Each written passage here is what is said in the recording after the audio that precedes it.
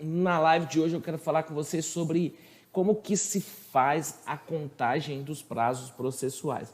Esse é um ponto muito importante. Tem muito perito, gente boa que erra essas coisas, porque esses detalhes da área processual normalmente o perito não domina muito bem, já que não é a nossa área de especialidade. Cada perito ele se especializou em uma determinada área, ou na área da contabilidade, ou na área da engenharia, ou na área da economia, de gestão de pessoas. Então, cada perito tem a sua especialidade e ele vai ser nomeado perito exatamente porque ele tem essa determinada especialidade. Na questão processual, aí já é importante que todos os peritos conheçam como que funciona a atuação pericial. A questão processual que existe ao longo da perícia é essencial que o perito domine. Então, por isso que eu sempre digo, tenha como livro de cabeceira o Código de Processo Civil, porque é ele o que vai te mostrar, é ele que vai te definir o que você pode fazer, o que você não pode fazer no processo, e todos os aspectos que nós vamos tratar hoje dos prazos processuais, nós estamos falando exatamente do que está definido no Código de Processo Civil. Então, primeira coisa, como que conta? Por que é importante, na verdade? Por que é importante ao perito conhecer o modo de contagem dos prazos processuais? Porque ele também é um agente que opera no processo. Então, ele tem que saber como que conta esses prazos, o que ele pode fazer, o que ele não pode fazer e por aí vai. Além disso, nós temos uma regra que está esculpida lá no artigo 157. O artigo 157, que quando ele está falando sobre a atuação do perito, ele fala o seguinte, olha, o perito tem o dever de cumprir o ofício no prazo que lhe for designado pelo juiz, empregando toda a sua diligência, podendo excusar-se do encargo alegando motivo legítimo. Então, é o próprio Código de Processo Civil que determina que o perito ele tem a obrigação de cumprir o seu trabalho no prazo que foi determinado pelo juiz. E como que eu começo essa contagem? Essa contagem é um pouco diferente, talvez numa leitura mais despretensiosa do CPC não te permita ter esse entendimento, mas basicamente é o seguinte, olha, os prazos estão definidos lá no artigo 219. A regra geral dos prazos está definida lá no artigo 219. O que o artigo 219 fala? Ele fala o seguinte, olha, na contagem de prazo em dias, estabelecido por lei ou pelo juiz, computar-se-ão somente os dias úteis. Eu quero lembrar para você que essa parte de prazo legal, definido por lei, ou o prazo judicial, definido pelo próprio juiz no processo, isso é uma faculdade que o CPC também dá ao juiz. Esses prazos, se eles forem definidos em dias, eles vão ser computados apenas em dias úteis. Como preciosismo, o próprio legislador colocou lá no parágrafo único do artigo 219, segundo assunto. O disposto nesse artigo aplica-se somente aos prazos processuais. Ora, por que é importante eu entender isso? Que é só os prazos em dias e só o prazo processual. Por exemplo, eu tenho um prazo de entrar com a ação rescisória, um prazo de 2 anos. Esse prazo de 2 anos ele vai ser considerado em dias úteis? Não, ele vai ser considerado em dias contínuos ou dias corridos. Eu tenho um prazo de 2 meses para apresentar um determinado recurso. Lá na demarcação de terras, nas ações de demarcação de terras, eu tenho um prazo contado em meses. No prazo para abertura do inventário é até 2 meses, até 6 meses. Ora, todos esses prazos eles vão ser contados em meses corridos. Só os prazos que são processuais e que forem definidos em dias que serão considerados em dias úteis. Vamos seguir. Primeiro, você entende a regra de 219. O artigo 219 está falando para você que os prazos eles são contados em dias se forem prazos processuais e se forem definidos em dias, somente os dias úteis. Mas aí surge a pergunta, Edilson, o que é dia útil? Dia útil é todo aquele dia que não é considerado feriado. Ora, mas qual dia que é considerado feriado? O artigo 216 do CPC determina o que é dia não útil. Nos termos do 216, ele fala o seguinte, além dos declarados em lei, são feriados para efeito forense os sábados, os domingos e os dias em que não haja expediente forense. Ora, primeiro você teve que descobrir do 219, regra geral, que os prazos processuais definidos em dias são contados só em dias úteis. Agora você precisa entender o que é dia útil. O 216 fala para você, dia útil é aquele que não for sábado, não for domingo, não for feriado, é definido em lei, essa parte é importante, e também não é o dia que não haja expediente forense. Você tem que ficar atento a isso, porque aqui no Brasil, principalmente, a gente tem um número determinado de feriados. Não é todo feriado em sentido lato que é considerado feriado forense. Por exemplo, segunda-feira de carnaval é feriado ou não é feriado? Não é feriado, não é considerado feriado nacional. E aí você tem que ficar atento, porque tem alguns atos que vão estourar na segunda-feira. E se houver recesso forense, se houver expediente forense, você tem que apresentar esse seu parecer na data correta. Então, o artigo 219 fala para a gente que só dias úteis, o 216 fala o que é dia útil, o que não for feriado forense, que é sábado, domingo, feriados definidos em lei e os dias que não haja expediente forense. Para facilitar a sua vida, existe uma legislação, a Lei 9.093 de 1995, que ela determina o que são os feriados. Basicamente, os feriados são dia 1º de janeiro, que é o dia de confraternização universal. A gente tinha o dia de Paixão de Cristo, que é um feriado nacional, mas é um feriado móvel. Normalmente ele funciona entre o dia 22 de março e dia 25 de abril, é um feriado móvel, fica atento a isso. Dia 21 de abril, que é dia de Tiradentes. Dia 1º de maio, que é dia mundial do trabalho, feriado nacional também. Dia 7 de setembro, dia da independência.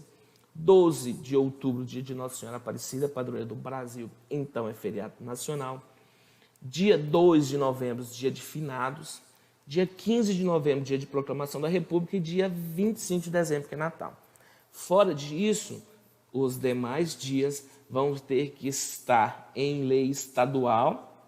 O Estado pode criar até um dia de feriado, ou municipal. O município pode criar até 4 dias de feriado. Nesses 4 dias que o município pode criar, um deles é a Sexta-feira da Paixão. Então, você tem que ficar atento a esse aspecto. Toda vez que eu tiver um município definindo feriado, ou estado definindo feriado, o perito tem que comprovar nos autos que aquele dia é feriado. Ou seja, ele tem que anexar a legislação referente àquele feriado no processo também. O artigo 231, ele vem clarear para a gente como que eu vou fazer a contagem dos prazos. O que o artigo 231 fala? Ele fala o seguinte, olha, salvo disposição de sentido diverso, considera-se como dia do começo do prazo. E aí, vamos lá para o inciso 3, que é o que mais se aproxima da nossa atividade, a data da ocorrência da citação, da intimação, quando ela se der por ato do escrivão ou do chefe da secretaria. O perito, ele é intimado da sua nomeação, ou ele é intimado para fazer algum ato processual por meio de uma intimação. Essa intimação é ato que emana diretamente do escrivão ou do chefe de secretaria. Ora, se esse ato emana diretamente do escrivão ou do chefe de escrivania, isso vem exatamente no inciso 3 do artigo 231 do Código de Processo Civil. Então, o dia do começo é o dia em que você receber a intimação. Ora, se é o dia que eu recebi a intimação, então quer dizer que na hora que eu recebi a intimação já começou a contar o prazo? Na verdade, não. Porque aqui você precisa conhecer a regra definida no artigo 224 do CPC. O O artigo 224 do CPC vai falar para a gente o seguinte, olha, salvo disposição em contrário, os prazos serão contados excluindo o dia do começo e incluindo o dia do vencimento. Por que é importante isso? Você viu que a gente utilizou o artigo 231 para entender o que é dia do começo? Dia do começo é a data da ocorrência da citação ou da intimação. Por que eu tive que descobrir o que é esse dia do começo? Exatamente para que eu possa excluí-lo. Ora, se eu definir o que é o dia do começo, a partir desse momento eu já consigo excluir esse dia do começo para a contagem dos prazos processuais. Então, como o artigo 219. Artigo 219 fala que os prazos são dias úteis. Já estou tranquilo nesse ponto. São dias úteis. Se eu recebi um e-mail na sexta-feira, eu sei que o sábado e o domingo não vai contar. Aí eu tenho que descobrir o que é o dia do começo. O dia do começo, nos termos do artigo 231, é o dia do recebimento da intimação. Então, se eu recebo o e-mail da intimação na sexta-feira, o dia do começo é a sexta-feira. E o que eu tenho que fazer? Nos termos do artigo 224, exclui o dia do começo. Ora, se é sexta-feira, exclui o dia do começo, o primeiro dia será no sábado. Opa, artigo 216 me fala que sábado é feriado forense. Então, iniciando o próximo dia útil subsequente, que seria na segunda-feira. Então, se é um prazo, como, por exemplo, você foi nomeado, tem que apresentar a proposta de honorários. O prazo é de 5 dias. Se você tem 5 dias para apresentar e recebeu a intimação na sexta-feira, o dia do começo é a sexta-feira, não vale, porque eu excluo o dia do começo. Sábado, feriado. Domingo, feriado. Se segunda-feira não for feriado, o prazo começa a contar na segunda-feira. Prazo começou a contar na segunda-feira, eu tenho segunda 1, terça 2, terça 3, quarta 4, quinta 5. Então você tem até a quinta-feira para você apresentar essa sua petição. Vamos conferir? Segunda, primeiro, terça, segunda, quarta, terceiro, quinta, quarto, sexta, quinta. Então, na verdade, na sexta-feira é o prazo que você tem que apresentar a sua proposta de honorários. Viu tanto que é simples? Olha, primeiro você descobre, são só em dias úteis, descobre no artigo 219, descobre que os prazos processuais definidos em dias são dias úteis. Depois você vai para o 216, descobre o que é dia não útil. Depois você vai para o 231 para descobrir o que é o dia do começo, o dia do começo do prazo. O que é dia do começo? Descobri o dia do começo, opa, dia do começo eu excluo. Então eu começo a contar a partir do próximo dia, considerando apenas os dias úteis, sabendo que sábado é feriado forense. Vamos ver um outro exemplo aqui bem interessante. Suponha que você foi intimado no dia 1º de novembro de qualquer ano. Se você foi intimado, você recebeu o e-mail no dia 1º de novembro. Quando que começa a contar o prazo? Vamos supor que seja o prazo para você apresentar. É um caso bem interessante. Vamos supor que você seja perito, você foi nomeado em um processo em que está litigando uma das partes, é uma instituição onde você esporadicamente dá aula ali na pós-graduação. A pergunta é, você pode atuar nesse processo como perito? Nos termos do artigo 144 do CPC, você está impedido de atuar nesse processo e você tem 15 dias para apresentar os motivos de impedimento e de suspeição. Ora, se você tem 15 dias para apresentar esses motivos do impedimento e você foi intimado no dia 1º de novembro, vamos ver como que fica essa contagem dos prazos. Primeira coisa, dia 1º de novembro você recebeu a intimação. Nos termos do artigo 231, inciso 3º, o dia do começo é o dia que você recebeu a intimação. Ora, você exclui o dia do começo nos termos do artigo 231.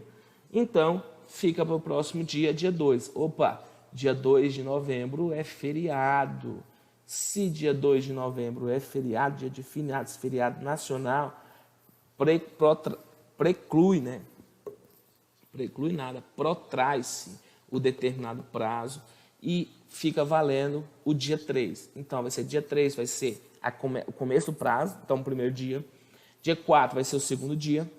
E no dia 5 seria o terceiro dia, mas aí já é sábado. Então você foi intimado numa terça-feira, dia 1º de novembro.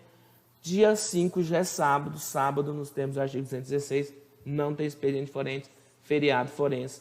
Dia 5, domingo, dia sábado, 5, sábado, dia 6, domingo. Dia 7, terceiro dia. Dia 8, quarto dia. Dia 9, quinto dia. Dia 10, sexto dia. Dia 11, sétimo dia. Dia 12 de novembro, sábado novamente, não conta. 13, domingo, não conta. 14, na segunda-feira, o oitavo dia. 15 é 15 de novembro, dia de proclamação da República, também é feriado. Dia 16, nono dia. 17, décimo dia. 18, 11º dia. Dia 19, sábado. Dia 20, domingo. Dia 21, 12º dia.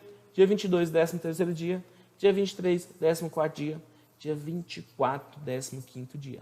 Então você foi intimado no dia 1º de novembro, sendo uma terça-feira, e o prazo final para você apresentar a sua petição informando que você está impedido de atuar naquele processo, dia 15 de novembro.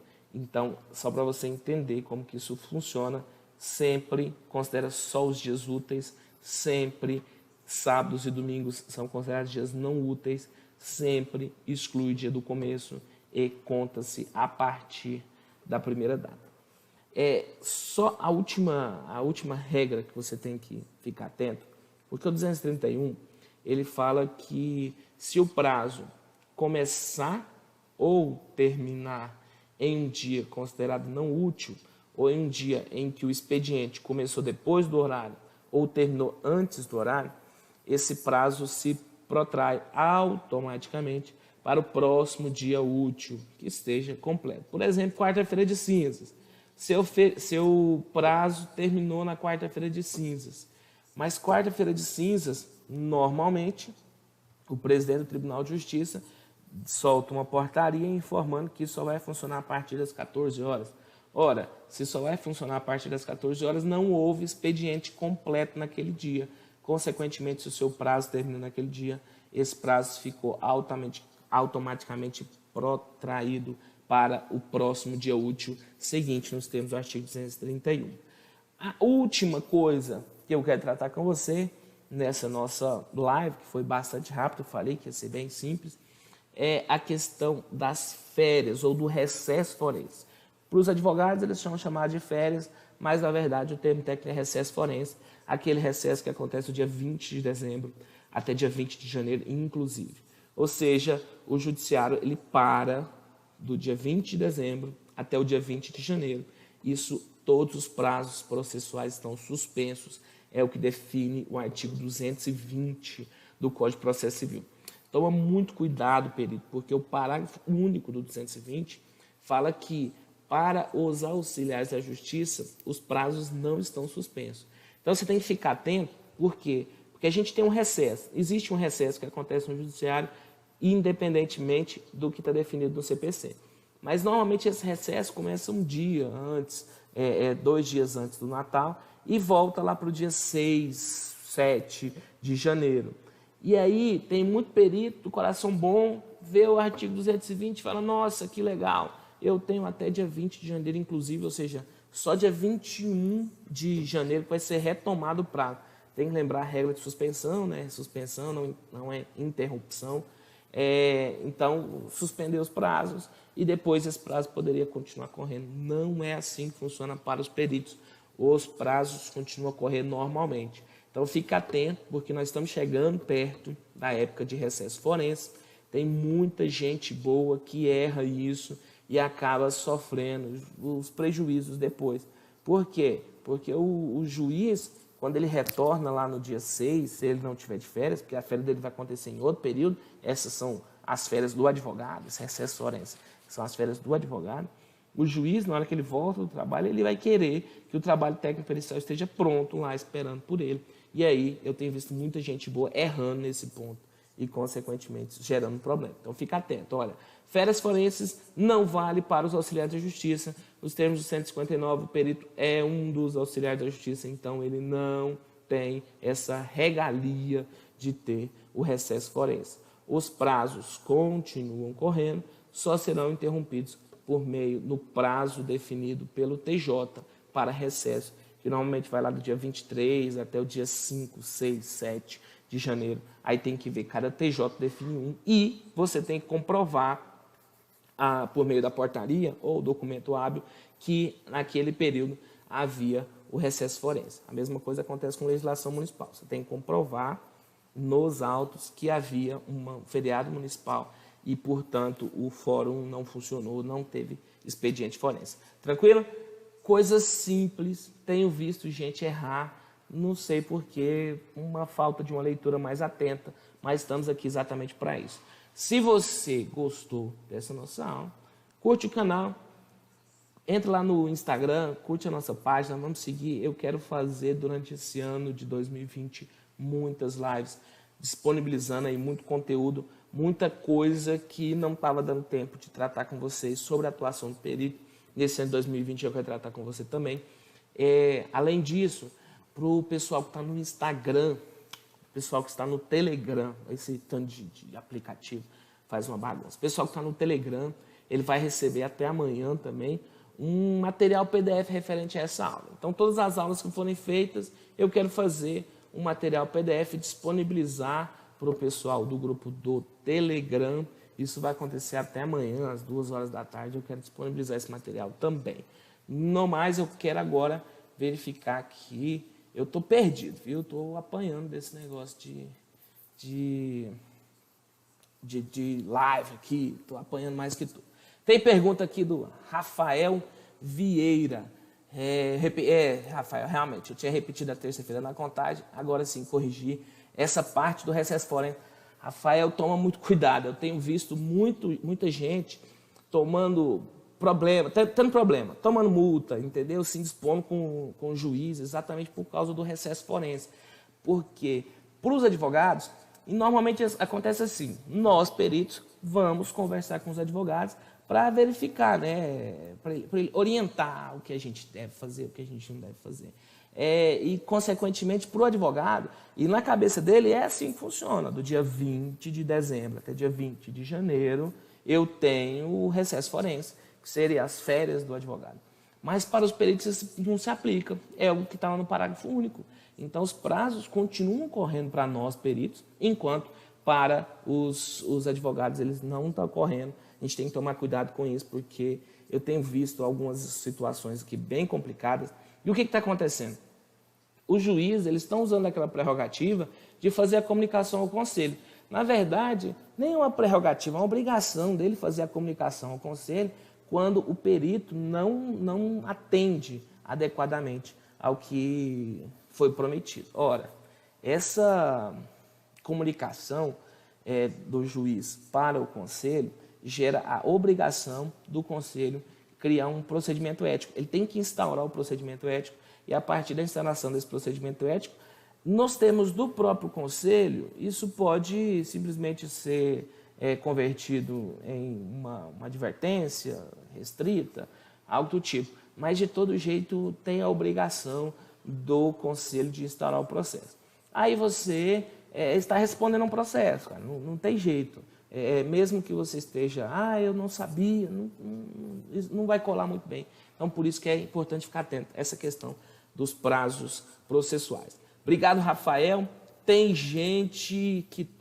muita gente assistindo aqui, que não está aí manifestando, mas assim, estou no momento das perguntas, eu quero que seja uma live realmente curta, porque depois eu vou aproveitar esse material para disponibilizar em outros, para ficar como um material permanente aqui no negócio. Quem tiver aí online, dá um salve aí, vamos dar um oi aí, pessoal, não me deixa aqui sozinho não, por favor. Rafael, mais alguma dúvida, Rafael? Se tiver mais alguma coisa, eu acho que ficou bem claro, né? Primeiro você tem que entender o 219, que o prazo é contado no dia útil. Você tem que entender o dia não útil, que é o do dia 216. Você tem que entender o 231, porque ele vai falar qual que é o dia do começo. E aí, toma muito cuidado, porque se for atuar num processo que não seja parte, que esteja sendo representado por um advogado, o prazo, o dia do começo dela começa no dia da comunicação. Pode acontecer também, e esse também é outro ponto muito importante, ponto muito delicado. Eu falo sempre nas aulas presenciais, a questão processual, ela derruba muita gente. E assim, o segredo nosso, quanto perito de qualidade, é conseguir entender a diferença entre um prazo material, o prazo processual, e entender como que você pode utilizar os segredos do processo exatamente para facilitar a vida do seu cliente. Pensa o seguinte exemplo, olha, o CPC determina que a parte ela tem que ser comunicada dos atos do início dos trabalhos periciais. Então, para quem fez o meu curso de formação de perito sabe que lá eu já disponibilizo o modelo de comunicado de início dos trabalhos periciais. A parte ela tem que receber o documento que informa a data de início dos trabalhos periciais em até 5 dias antes da data de iniciar o trabalho. Esses 5 dias, o prazo está considerado em dias? Tá, então são dias úteis. Se são dias úteis, eu vou contar a partir da data que for... eu tenho que contar esse prazo a partir da data que a pessoa recebeu a comunicação. Normalmente, eu oriento meus alunos, inclusive tem muitos juízes que fazem isso como obrigação, a fazerem a comunicação de início dos trabalhos periciais por meio de AR, carta registrada com aviso de recebimento. Por quê? Porque você tem que comprovar nos autos que você fez a comunicação da parte. Ora, se eu, como perito, estou informando, mandando para o advogado da parte e para os assistentes técnicos que foram indicados no processo, o documento que é a comunicação de início dos trabalhos periciais por AR, quando que começa a contar esse prazo? Ora, se eu pego o 231, eu vou observar ali e falar, nossa, o prazo do 231, quando é por AR, conta a partir da juntada do AR no auto. Pois é, isso é quando é feito pela própria escrivania. Quando é feito pelo perito, conta do dia que estiver marcado no AR. Ora, se o cara marcou, né, o funcionário do correio foi lá e entregou o documento, ele marcou uma determinada data ali, aquele é o dia que ele tomou ciência do ato. Aquele dia conta? É o dia do começo. Dia do começo não conta. Ora, se não conta o dia do começo, conta o próximo dia, é quando começa a contar, o próximo dia útil. Então, fica atento a esses detalhezinhos, porque você tem que comprovar nos autos que você fez o comunicado para a parte e esse comunicado para a parte que ela teve ciência de que você marcou o dia de início dos trabalhos periciais. Então, fica atento a esse ponto também, esse é um outro ponto que derruba muita gente.